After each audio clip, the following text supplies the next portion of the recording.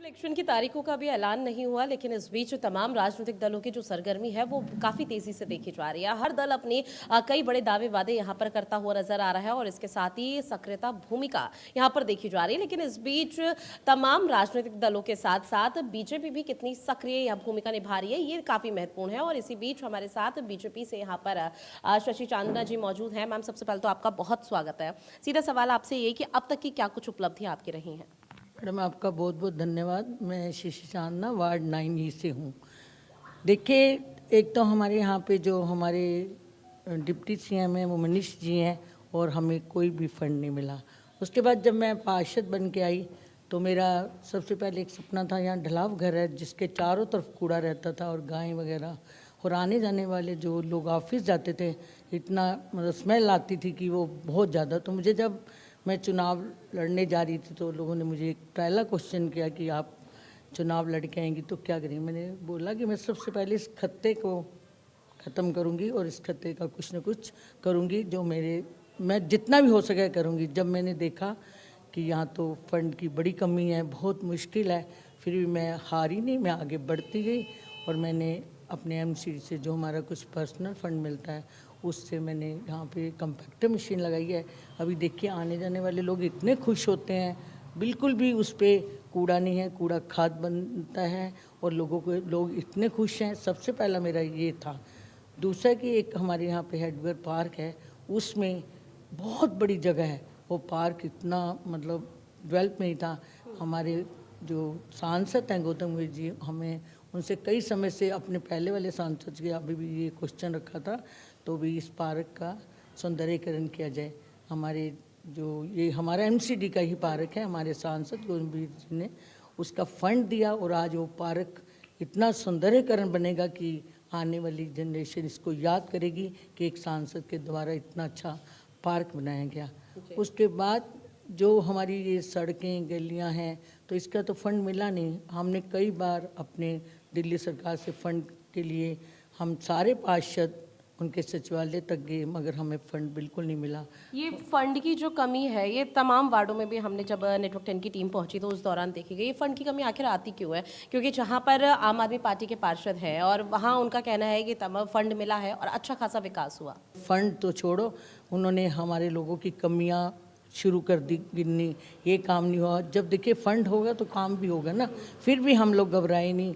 जैसे कैसे हमारे यहाँ पे होस्ट टैक्स के कैंप लगे, होस्ट टैक्स के कैंप जो लगे उससे जो भी हमें फंड मिला अपने एमसीडी से, हमने उससे कई कार्य किए और अपने जितने भी वार्ड था, मेरे वार्ड में जो भी है, जो भी काम था हमने उसको पूरा किया मगर घबराए नहीं क्योंकि कैंप लगे। और अब भी देखिए, मोदी जी जो हमारे देश के प्रधानमंत्री हैं नरेंद्र मोदी जी, उनका एक सपना था कि हमारा देश कोरोना से मुक्त हो।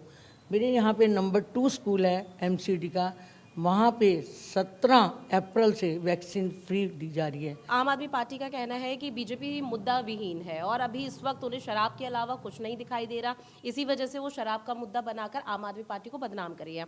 इसके साथ ही उनका ये भी कहना है कि बीजेपी का जब राज था उस दौरान भी शराब के ठेके खुलते थे, तो अब आखिर दिक्कत क्यों आ रही है?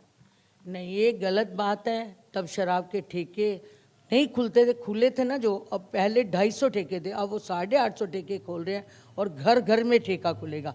तब अभी देखिए एक पेटी पे फ्री पेटी मिल रही है, एक पेटी पे फ्री पेटी मिल रही है कौन सी। और हमारी लेडीज़ को पिंक बाहर नहीं खुले थे, हमारे मोदी जी ने लेडीज़ की इज्जत के लिए पिंक शौचालय खोले हैं।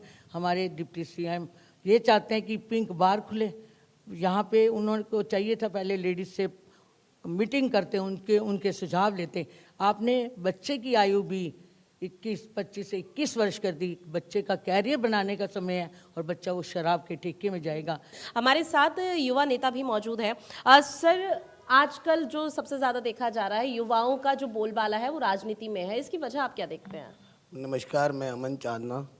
मैं ये कहता हूँ कि युवा आगे ही बढ़कर आएगा, तभी सब मिलकर काम होगा, तभी कम काम चलेगा, सबका एक साथ होगा काम, विकास होगा, तभी विकास कर पाएंगे। अगर युवा साथ मिलकर रहेगा, नई चुनौतियों के साथ काम करेगा वो। एक रिएक्शन और कि 5 साल में बेशक से कितना भी विकास हुआ हो, लेकिन आम जनता के मन में कहीं ना कहीं एक मतदाता के मन में रह जाता है कि अगर अपने मत का इस्तेमाल हम कर रहे हैं तो इस बीच और भी काम हो, क्योंकि अगर किसी को टॉफी पकड़ाई जाए तो वो और की ज्यादा की अपेक्षा करता है। तो इस दौरान और कौन से क्षेत्रीय मुद्दे होंगे जो आने वाले 5 साल में बीजेपी करती हुई नजर आएगी? नहीं, अभी तक तो हमारे यहाँ इतने, हमारी जो निगम पार्षद है शशि चांदना जी, इन्होंने हर कैंप लगवाए, आधार के कैंप लगवाए, वैक्सीनेशन सेंटर खुलवाए, बहुत कार्य कराए। यहाँ कूड़े का समस्या थी वो ख़त्म हो गई, एलईडी लाइट्स की समस्या थी वो ख़त्म हो गई, पानी, हाँ, जो नाले का पानी था वो भी इन्होंने सफाई करवाई है, नालियाँ सफाई करवाई हैं।